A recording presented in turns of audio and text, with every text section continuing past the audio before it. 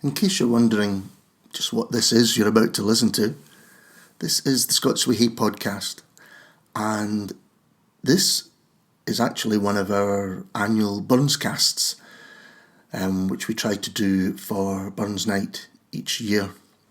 Now, you might think there's nothing left to be said about the bard, the man, the myth, the poetry itself, but we try to bring you something new, hopefully, and discuss that. And this year is no different, as I spoke to the author Catherine Czerkawska about her novel The Jewel and the accompanying collection of poetry that goes with it, for Jean, which sort of gives away the subject of the novel.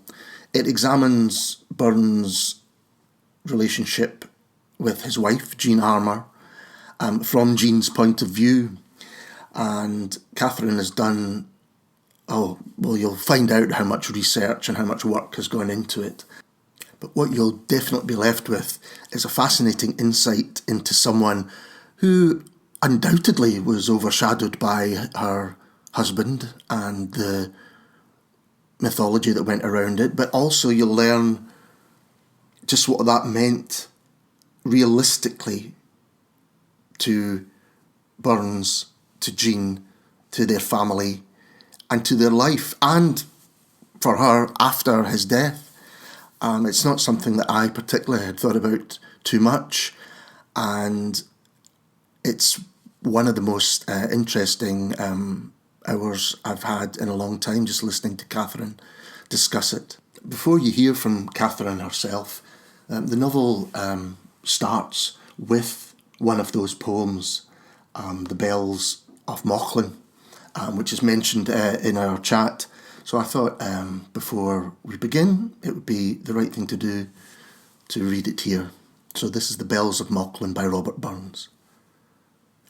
In Mauchline there dwells 6 proper young bells, the pride of the place and its neighbourhood awe.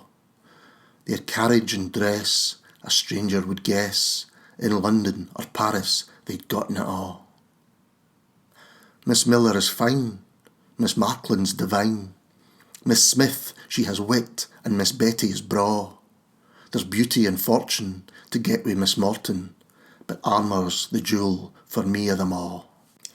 And there'll be a little bit more poetry on the other side of this.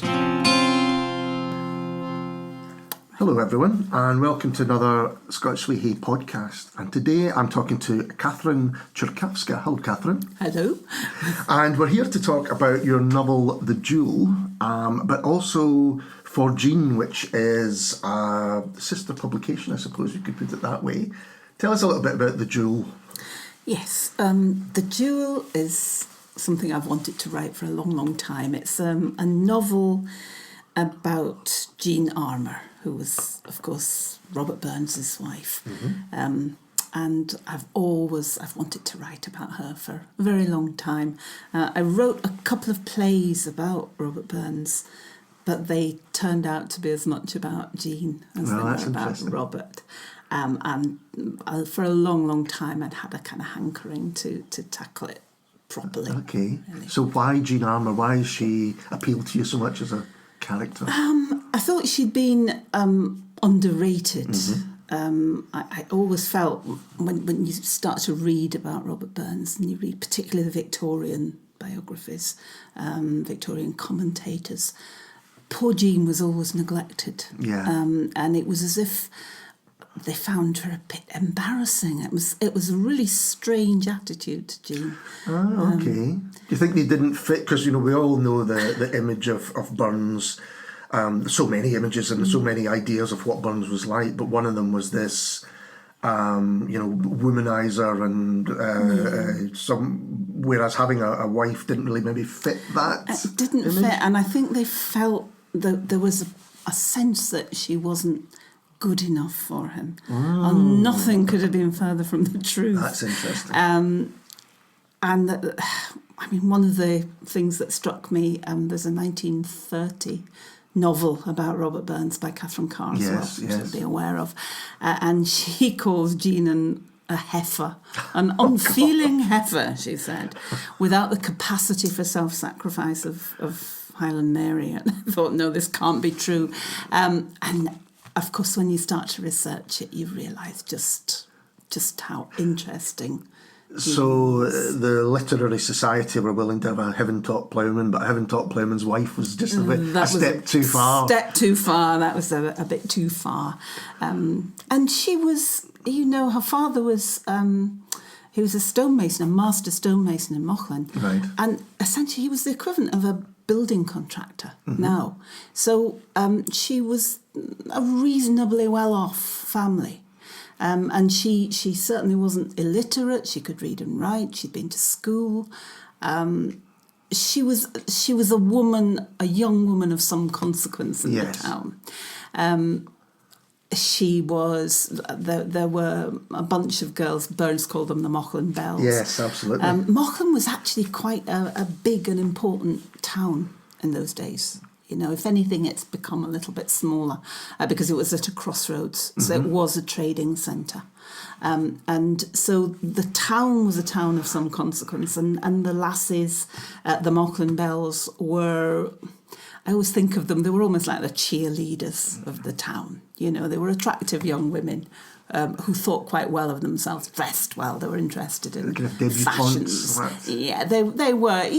She was an ordinary Ayrshire lassie, but they were interested in dress and fashions and things like that. Because I think at the beginning of the novel there is the poem "The Bells of Mauchline." Yes, right, and where. He Burns writes about the other women that were the possibilities, but Jean was the one for him. Jean was the jewel of them all, which is where the title comes from, yes.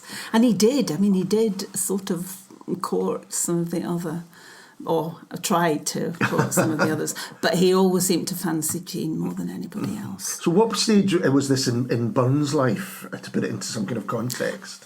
They had just moved to Muskeil. So his father had died, and then he and his brother Gilbert had rented Muskeil.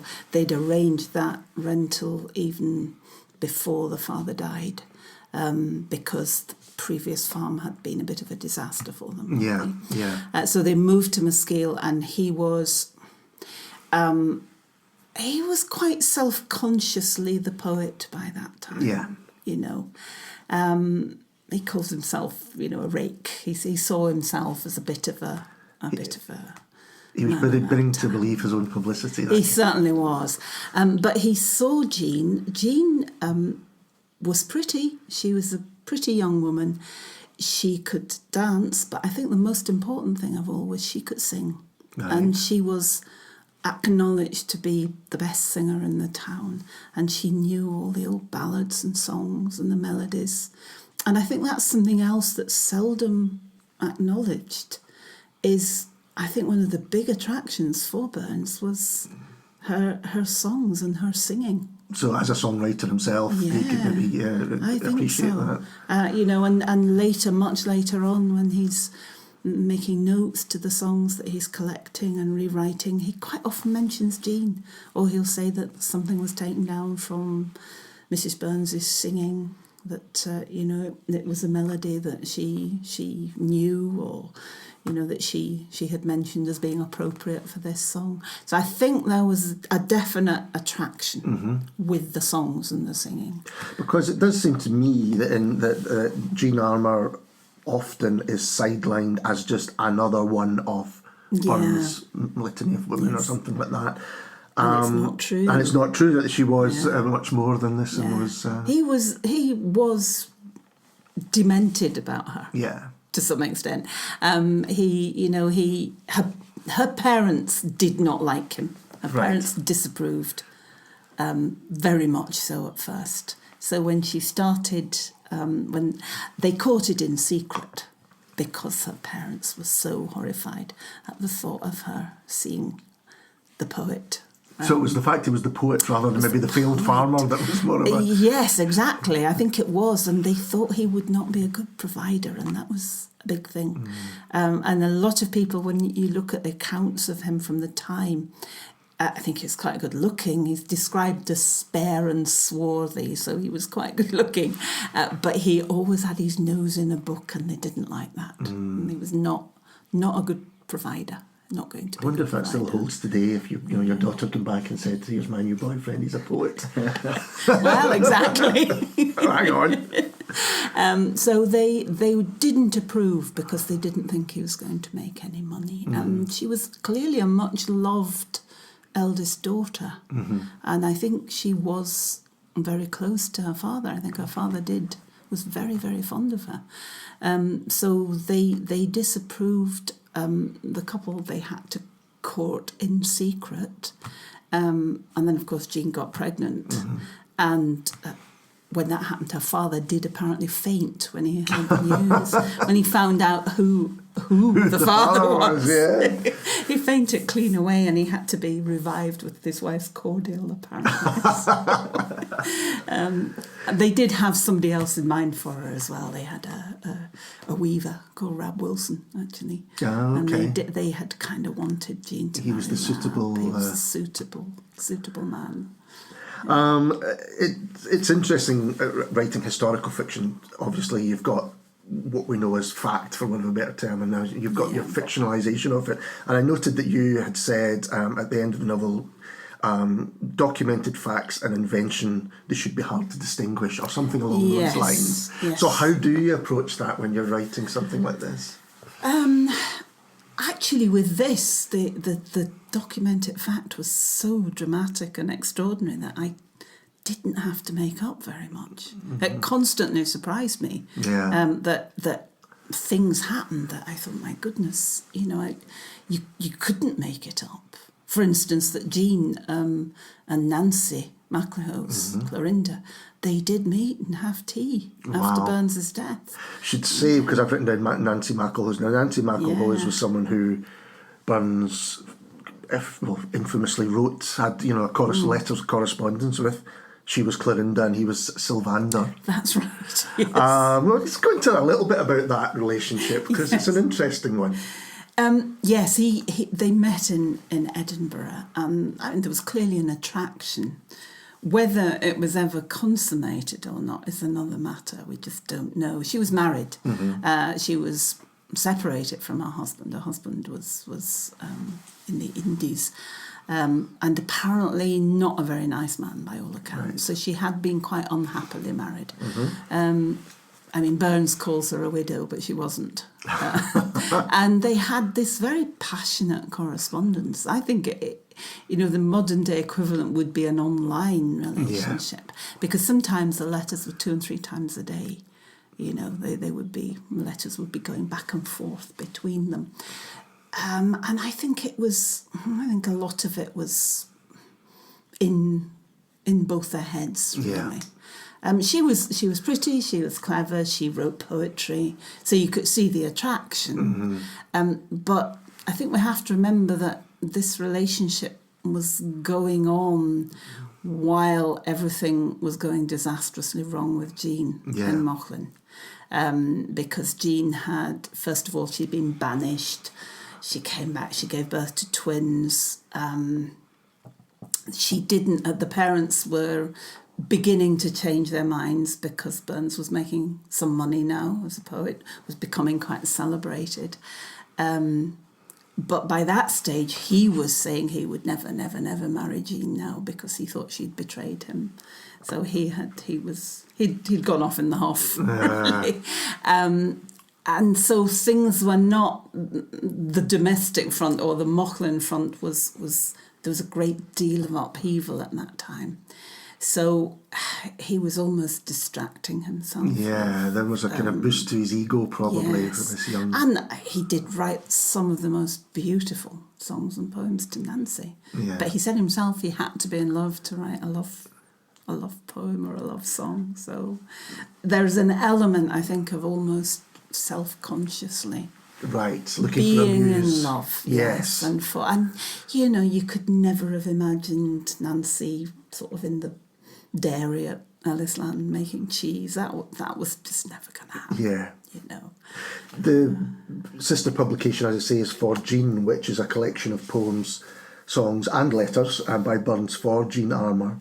And what it makes you realise is also the lovely poetry that he wrote for Jean. Yes, he did. He did.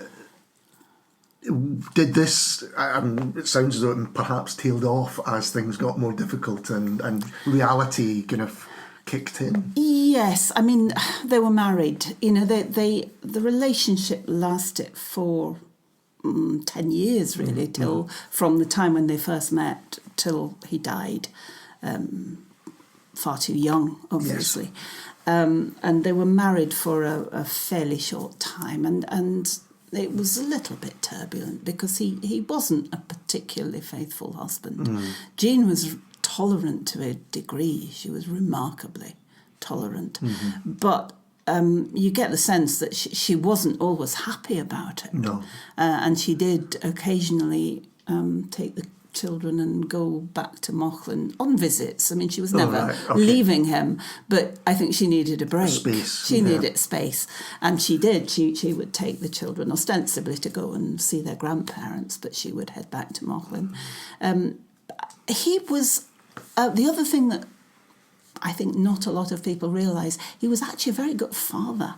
Right. I don't think we think of him as a father at all. No, I think there's quite a few things that people see him as the great poet, which he was, but he was a very kind and caring father, apparently. And the other thing that struck me was he didn't need quiet or silence. He could work with the children playing about his feet, and he didn't mind mischief. He clearly was a very tolerant father, and I think that was he was a very kind man, comes across as being very kind. Has he written much had he written much poetry about his children? No, not really. I didn't think so. I couldn't think of anything. He hadn't. But, you know, Jean sort of... You get the impression from the letters. He writes letters about his children. He definitely writes letters to various people about, you know, the children and what they're doing and what. I wonder just at that time people didn't write about their own children. It wasn't, you know. I don't think it was. It's different today, maybe how we view them. Yeah. That's interesting. The collection of poetry, songs, and letters. You've selected them. Yes. Was that a difficult process coming up with? Not really. I mean, they are limited. So some of them are very definitely for Jean. He says, you know, poems like "O Were I on Parnassus Hill" was very definitely written for Jean, and he says himself it was written during the honeymoon when he was. They were building the farm at Ellisland. Jean was in Mauchline. They were married, fairly newly married, or officially newly married because they had been married unofficially before that, and he was travelling back and forth between Ellisland and Mauchline, and she would go out and meet him along the road, and they clearly were very much in love at that point, and it's a lovely poem. So those poems that were written very much for Jean it's very obvious what they are. There are others there were other Jeans in his life, so some of them. And one or two of them, when you read them, you realise that he changed the name. Right. And there's a poem about Meanie, and it's clearly not Meanie, it's Jeannie. So he wasn't above sort of changing the name when he thought it might suit him. Yes. And there's also one which is just a sort of howl of outrage that when he thinks she's betrayed him. She never did betray him with anybody else, but I think for a while she was torn between what her parents wanted and what he wanted. And of course she was an 18th century young woman who didn't go against the parents. Yeah, well, that's what makes it quite an interesting tale in the first place, the fact that not just that she fell for this poet, but that she sort of did go against the will of parents, because at that time it just wasn't done. It wasn't done, no. The parents mellowed over time, you know, you can see as he became successful. And that didn't go down well with Burns at first. He thought that was not very nice. And he was right, you know, that suddenly they were fawning over him when before they'd not wanted him. So there was that. There's some evidence that he became really very friendly with her father. Right. But he never seemed to quite forgive her mother. Oh, that's interesting. And we're not sure why. Yeah. And the daughter, the little girl of the first set of twins, died in an accident. And we don't know why. And we don't know we don't know for sure what the accident was. But she was 13 months old, so it could have been anything. Yeah. He says, and the only mention of it is in a letter. He says, "I am a girl out of pocket, and by careless murdering mischance too." It suggests an accident of some sort. Yeah. And as I say, he never quite seemed to be on good terms with Jean's mother. So are these the kinds of things that you might take and possibly fictionalise or possibly... Yes, I mean, those are the sort of dramatic elements that you... I think in fiction what you're taking, because it's so heavily based on fact and there's very little actually made up. And the bits that are made up could have happened. Yes. I think they have to be things that actually could have happened. But I think as a writer of fiction, you're asking yourself all the time what something felt like. Yeah. And it's written very much, the novel's very much from Jean's point of view. It's he said it's a third person story.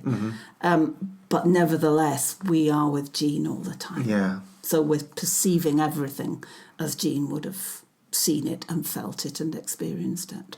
And that is what makes it fiction, I think, because you're permitting yourself to imagine what something must have been like. So we really only have pictures of what Jean was like through what he's written about her, or was there other... There are other accounts of her. There are people who went back to Mauchline and spoke to people. I did an awful lot of digging around. Sure. I saw the Kirk Session minutes for the years when things were at the most turbulent. There's a really interesting, in the Kirk Session minutes book, when Jean came back she'd been banished to Paisley, she came back very obviously pregnant, and she should have really been on the cutty stool in the kirk and confessing her sins, but the minister wouldn't let her.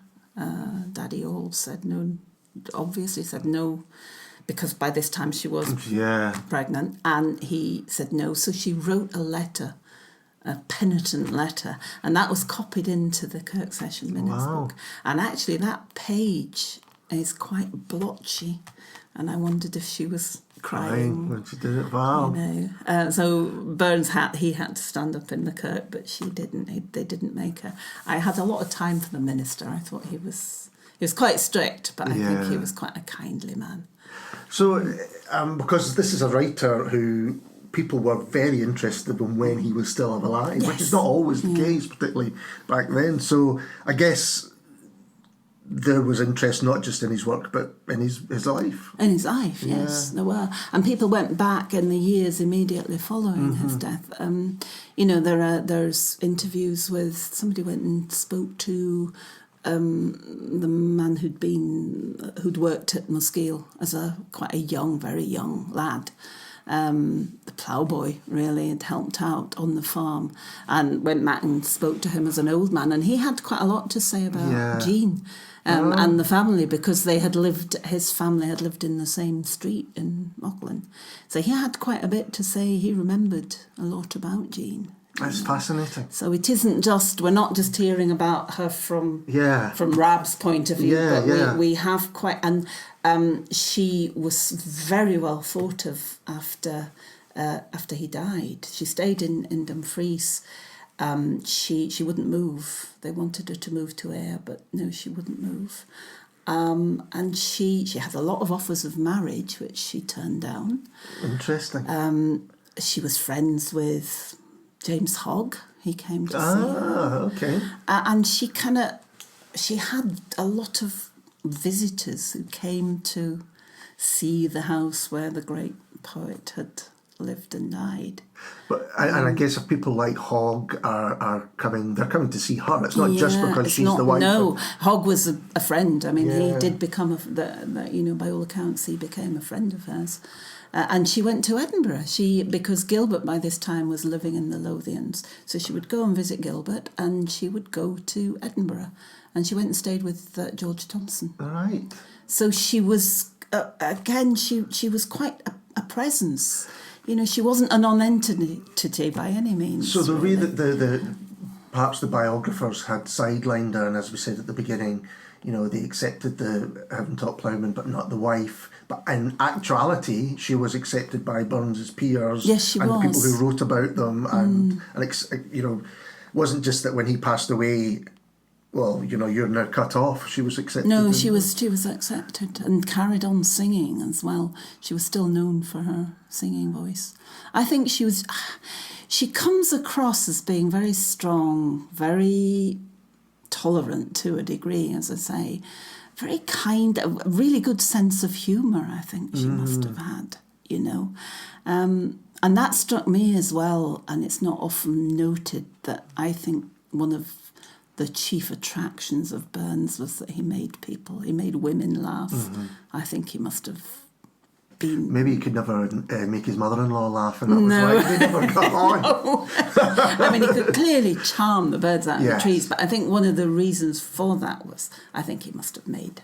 it's a very attractive quality, a man that can make women laugh. But also from what you're saying in the picture that you're building of Jean, you can also see why he was attracted to her. Yes, absolutely. Because it sounds as though many people were attracted to her. Yes, I think exactly she was. And she was, as I say, she was tolerant. One of the things that really struck me, she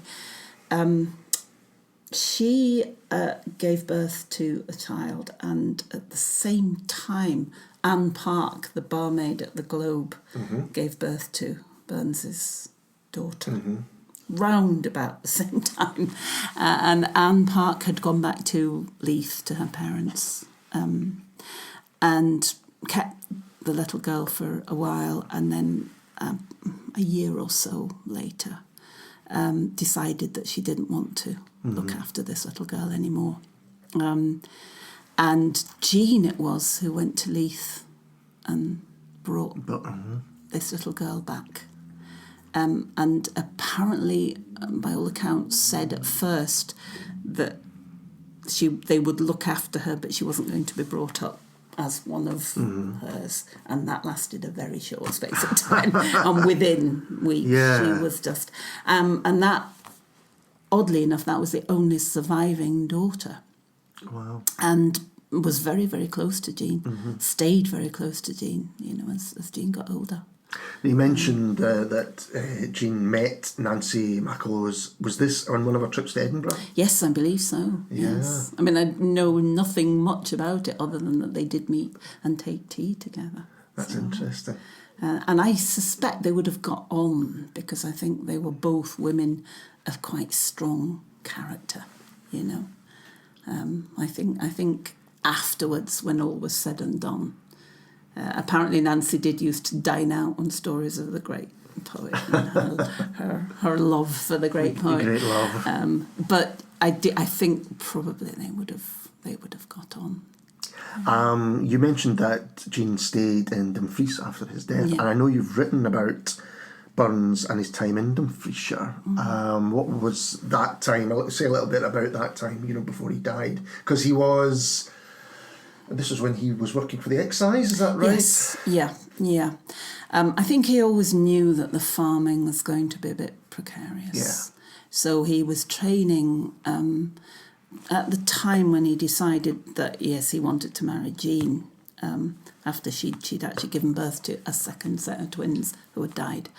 And he trained for the excise because he knew he would need another income source. So for a while he was farming and working for the excise, and he was riding 200 miles a week, which in winter is some undertaking. Dumfries and Galloway. Yeah, absolutely. Oh, God. So he was working probably too hard.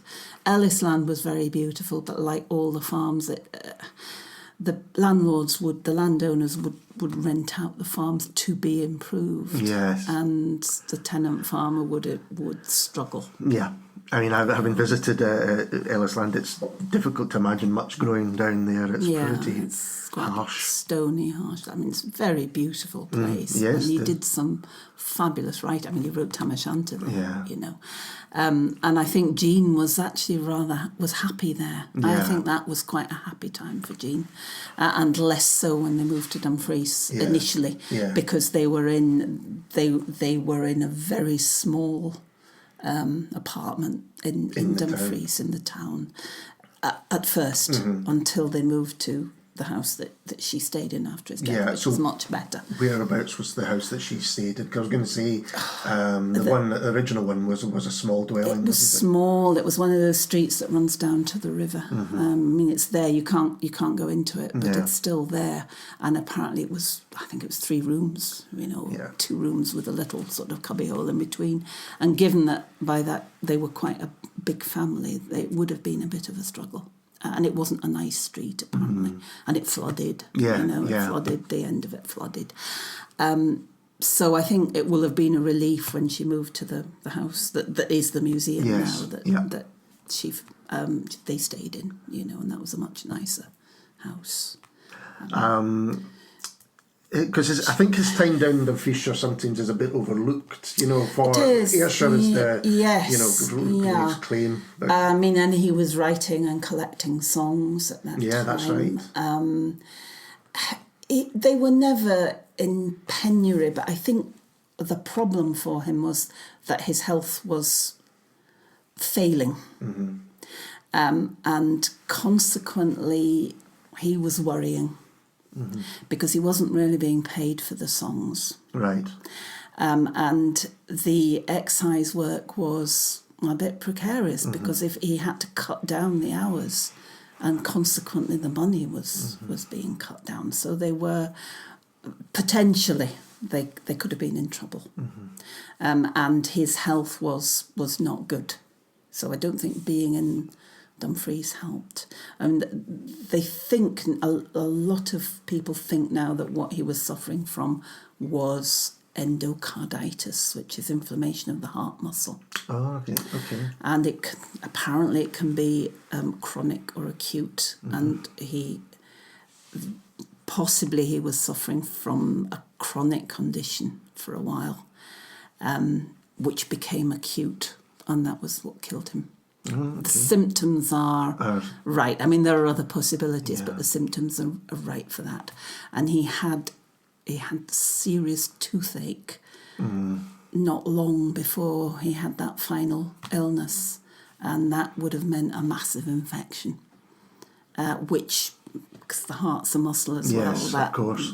So what the doctors were calling the flying gout in those days, it would have been painful and weakness, and all the symptoms that he had coincide with that. His illness was quite over a short period of time, or do you think? Well, you said he was failing, and then it did become acute, and this was the point at which he was told to try sea bathing. So he went down to Browell to take the waters. It was like a poor man's spa. Right, okay. Just near the Solway? Yes, it's on the Solway coast, near Rothwell. And then he was told to... the water cure was supposed to be the cure for everything in those days. I mean, that was kill or cure. He said it helped the pain, but I think that was clearly freezing. And he couldn't eat. He could barely eat. So Jean was obviously having to nurse him at this period as well. Yes, she was expecting a baby again, and so she must have been extremely worried. And he couldn't work. If he couldn't work for the excise, there was a pension, but it was small. So she must have been incredibly worried, and he was worried about her. Yeah, a lot of his letters from that time reflect, because she gave birth to his last child on the day of the funeral. Some of those last letters that he wrote are asking for her mother to come to be with her. And the delay was that her mother was in Fife visiting relatives. And of course, in those days, it was quite hard to get word from one place to another. Yeah. So it wasn't that her mother didn't want to come. It was that the word was difficult to get. So he spent time down on the Solway attempting to get a cure, but I think he knew it wasn't going to happen.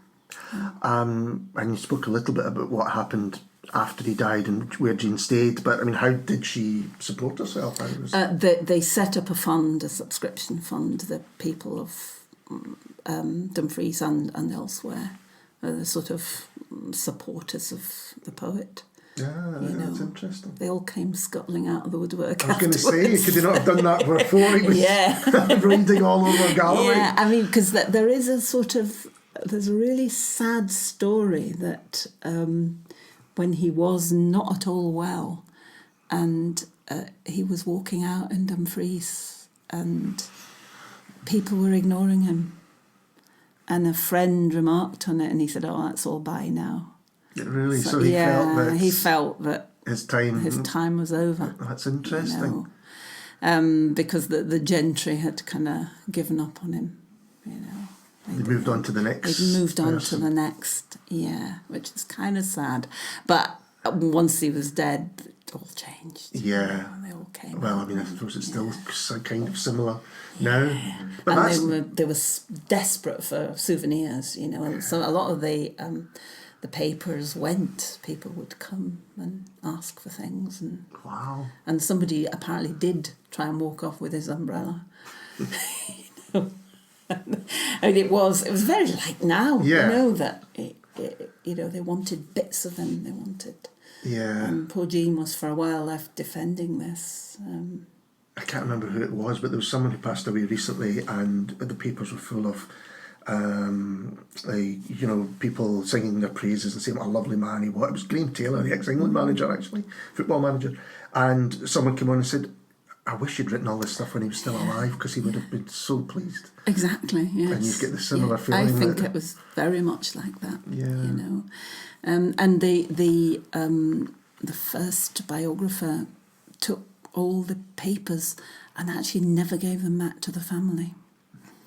And Jean's granddaughter, so Robert and Jean's son's daughter, she lived a long and very prosperous life. Sarah, her name was. She only died in 1907. Wow. And she apparently for her whole life she was indignant about the way in which her grandfather had been treated, his memory, that there'd been allegations that he was an alcoholic and so on. And she was indignant about that, and also about the family papers not being given back to the family. And how did you feel about the way Jean had been sidelined? Do you think that was something that she also... That may have been, yes, because she had spent some time with Jean as a little girl. It's fascinating, because I don't think we ever think of... We always think of Burns Star kind of in the ascendancy and always up there. Don't ever think of it fading at all. No, we don't. Yeah. And for him, it for his perception, it did, I think. Imagine I think he always valued his work, and Jean certainly did. Yeah. But I do think the way he was treated was quite bad. Latterly. Yeah, which actually makes sense when you know how hard the life was for them at the end, and was for him at the end. Yeah. Because it was something that crossed my mind. Well, why wasn't there, wealthy patrons who have been willing to host him in Edinburgh, helping to support? They would have. I mean, people would have certainly helped him out. And I think because he was so ill latterly, everything was looming very large. Yeah. So he's sending these letters saying that, he's in debt, he needs to pay this. And there were people who owed him money who would willingly have paid it. Mm-hmm. There were people who would willingly have given money, but they didn't know. Right. And he was panicking. Mm-hmm. So I and think, if you say it's not as easy as just sending a post and getting it back the next you can't lift the phone and, Yeah. and say, so there was a delay, and the fact that his last illness was so acute. I think all that kind of conspired to make his last days were really quite sad. So this idea of the cult of Burns, if you like, the imagery that went for so long, as you say, hard drinking, womanising, all the things that, going all the way through to, I suppose, the mythologising of the Burns Supper and all of that thing, they started almost immediately after his death. I think they did, yes. Yes, I think they did. I mean, he did. The drink is it's a bit contentious. I mean, there are people who say they never saw him the worse for drink. Mm-hmm. From his own letters, he was occasionally the worse for drink because he will write, I cannot walk a straight line and things like that. But we have to remember, people did drink a huge amount in those days. Men particularly. Men did. It was commonplace for men to drink all day, basically. To drink, yes, huge amounts of alcohol. And actually, by those standards, he probably drank less than an awful lot of people. I remember seeing a menu from that time, and every course was like what drink you would have with it, and we're talking breakfast and things like that, right? Just keep topping up as they go. Yeah, they did. So I think occasionally would overdo it. I don't think it was a drunkard by any standards at all. And I think latterly he couldn't hold alcohol because of his health problems. It affected him really badly. So I think that was not true. And as I say, I think he was, apart from being unfaithful, I think he was actually quite a good husband. except for that, but he was gentle. Yeah. He was and he's kind. Say, we know he was unfaithful, but the Clorinda and Sylvander stuff is interesting again because it does feel like something which he was doing almost as a poetic endeavour or something that would maybe fire the poet in him rather than... I think he always distinguished between the reality of the love he felt for Jean, which was... He said himself it was not an attachment of romance, but we have to think about what romance meant in those days. It's not what we're thinking about now. Yeah. And he definitely, I think, in his own mind, distinguished between this woman that he was incredibly fond of and that he knew would be the right wife for him, and the kind of airy-fairy stuff that didn't really signify as... Yes, there was the reality, and then there was the... There was the reality and there was the romance. The romance. And he needed the romance. Yeah, because that was selling. Yes, yeah. Can we talk a little bit about some of your other work? Because which novel is? How many novels have you done now? Oh, I lose track. There must be about 9. 8 or 9. I think it's about 9, yeah. Yes. And a lot of them are historical novels. So was that something that you, right from the start, was something you wanted to do? I did. I did always want to write historical novels. I mean, I started out as a playwright, and a lot of the plays I was doing were on historical themes. But back when maybe 20 years ago, you could not sell historical novels. That's fascinating. Full of no money. And it's only in the last 10, 12 years that the circle has turned. And because they're big now. I mean, people are big now. They are. I mean, I remember a time when my then agent said, nobody wants historical novels. But it is different now. And so the first novel I did for Saraband was a book called The Physic Garden, and that was a historical novel set in the very, very early 19th century in Glasgow. Okay, interesting. I must read that. That sounds fascinating. Could you tell us a little bit about it?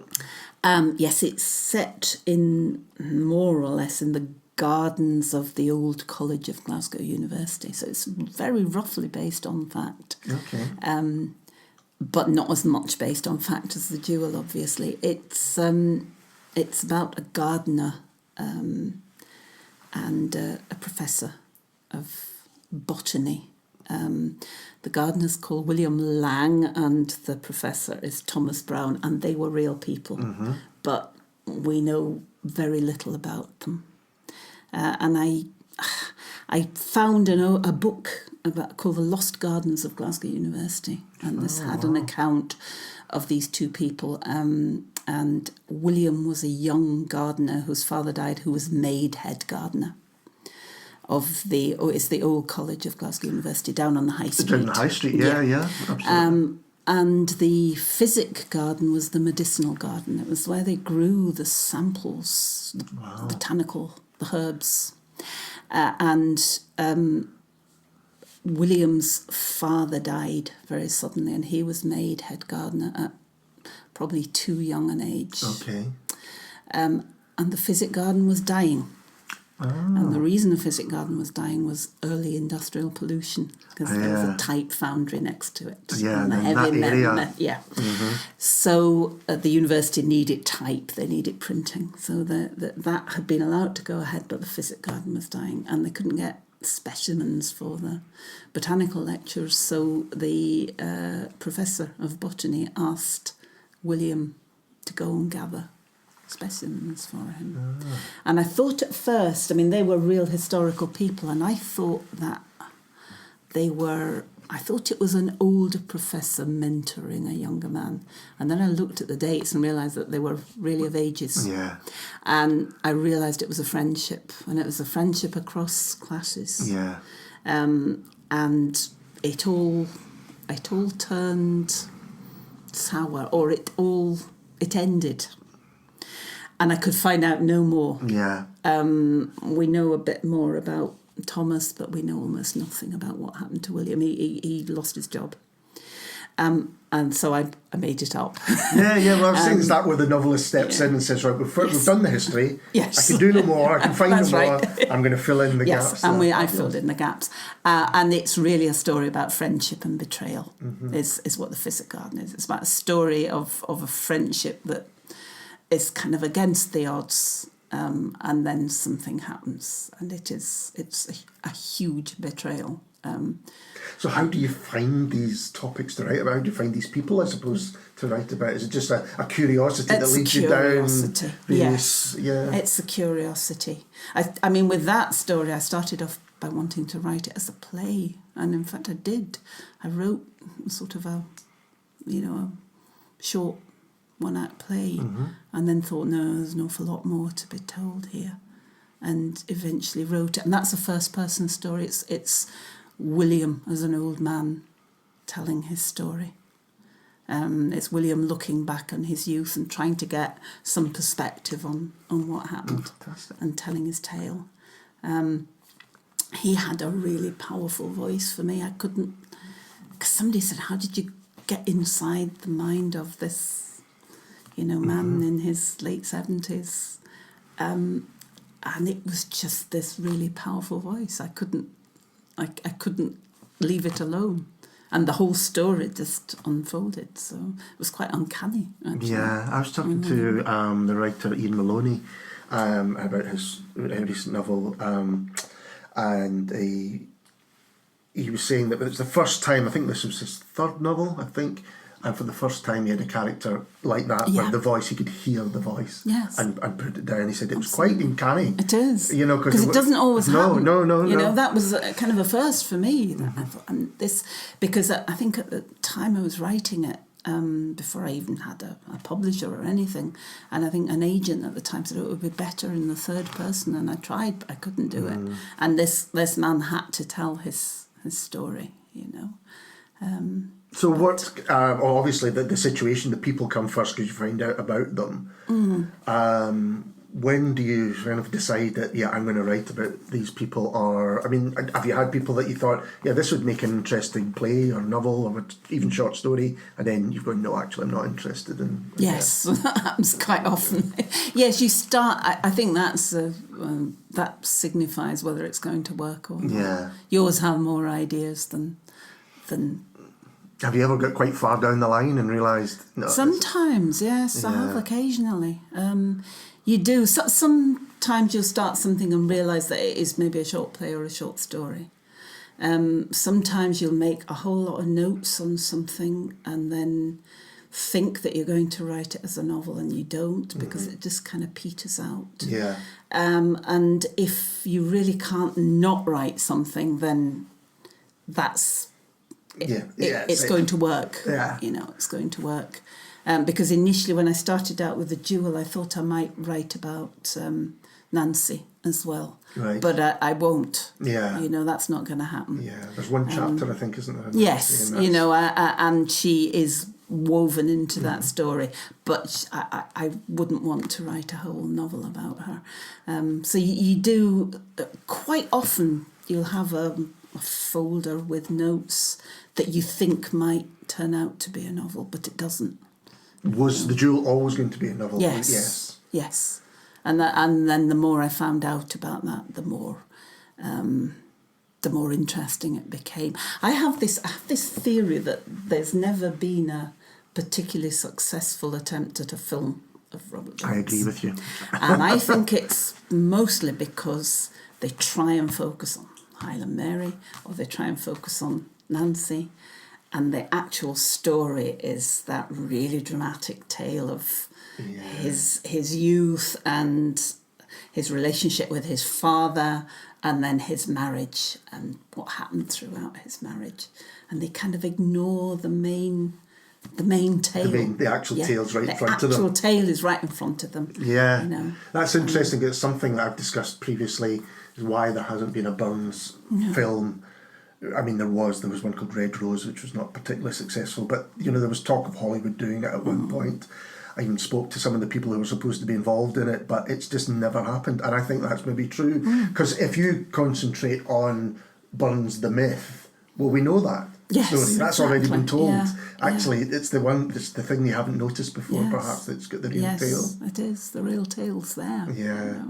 And so interesting, such an interesting character. Yeah. But he's kind of been subsumed in the myth, you know. Absolutely. And she's been relegated and overshadowed by his myth as well. Whereas what you're describing is someone that you can see as a three-dimensional character and someone that really could be on screen. I wanted to ask you about A Quiet Afternoon in the Museum of Torture, because it's one of the best titles of anything I've ever read. So this is one of your novels, is it? No, it's a story. It's a story, It's a short story. It's a short story set in somewhere in Italy. I don't know if you've ever been to Italy. No, these places... Well, I think they're actually right across Europe. They have museums of torture in various European towns and cities. And we were visiting one. I can't remember what town. It may have been in Volterra. Right. And we actually had a quiet afternoon in the Museum of Torture. But they're quite disturbing. I mean, they're kind of... They're sort of... So it's not like a Madame Tussauds, it's an actual... They are a bit like Madame Tussauds, but they have... I mean, some of it's made up, some of it's not. And they are grim. I mean, they are kind of black museums, you know. That you get them over here, like, the police museums sometimes have that sort of thing, murders, instruments of torture. So they have a museum of torture. And as I say, I did spend a quiet afternoon in the Museum of Torture. But it's about, the story is, it's about a young couple who have a new baby. And they're in Italy. And it's a sort of a part of Italy where you are aware that they're... that beneath the surface is volcanic activity going on, and they're in a museum of... And it's essentially a story about that feeling that you get when you have a new baby, that the world is suddenly a very, very threatening place. I was just talking to a new father last night who was explaining that. I'm scared to breathe. Yes. And that's what it's about. It's about that feeling, that... What have you got something you're working on just now that you can tell us about? Yes. I can say a bit about it, not much. Saraband are publishing a novel of mine called The Curiosity Cabinet, which is a kind of...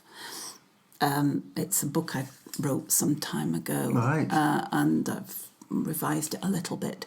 But that's really the precursor to a brand new book that I'm working on for them called The Posy Ring. Right. And it's very different. It will be set in the Western Isles. It's set on an island. The Curiosity Cabinet is set on an island. It's part historical, part contemporary. Right, okay. It's not... Nobody goes back in time. Right. But it's parallel tales. It's parallel tales of past and present. Okay. And they are almost Interweave. Intertwined. Yes. That sounds interesting. And is the Curiosity Cabinet, had that been already published, or is it? It was published a long time Right, ago, okay. but I've revised it somewhat. And were the characters people you wanted to revisit? Yeah, except the Posy Ring is not a sequel because it Okay. doesn't really have a sequel. It's an offshoot, Right. but it has a very similar setting, and it's almost like a springboard to the new novel. But I think there will be more than one. The Posy Ring, I can see it maybe being a trilogy. Interesting. Yeah. Because I have things in it. It certainly has the potential to go on. And I can see that I would want to, but I have to get the first draft, the first novel finished to see quite where it's going, And after The Jewel, have you kind of left Robert and Jean behind for just now, at least, obviously? But... For the moment, yes, probably. Although I have some ideas of other things I might like to write, but we'll see. Okay, I need a little break from them. Well, I think that's the perfect place to finish. So, Catherine, thank you so much for talking to us. Thank you. And we'll be back next time with someone completely different. And that was Burnscast 2017. I hope you found that as interesting to listen to as we did to record it. It was a great chat. Thank you very much to Catherine for giving up her time to talk to us.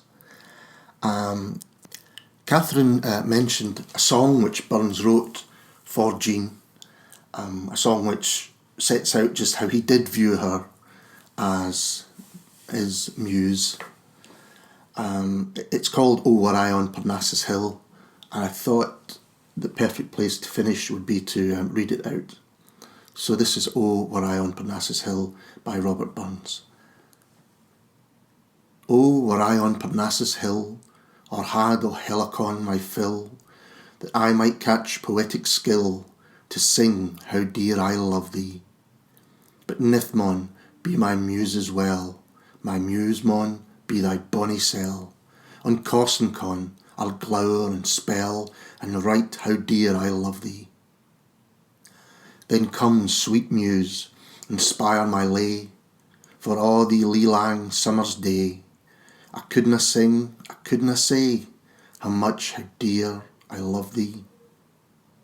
I see thee dancing o'er the green, thy waist sae jimp, thy limbs sae clean, thy tempting lips, thy roguish een. By heaven and earth, I love thee. By night, by day, I feel it hame, the thoughts o' thee my breast inflame. Oh aye, I muse and sing thy name, I only live to love thee.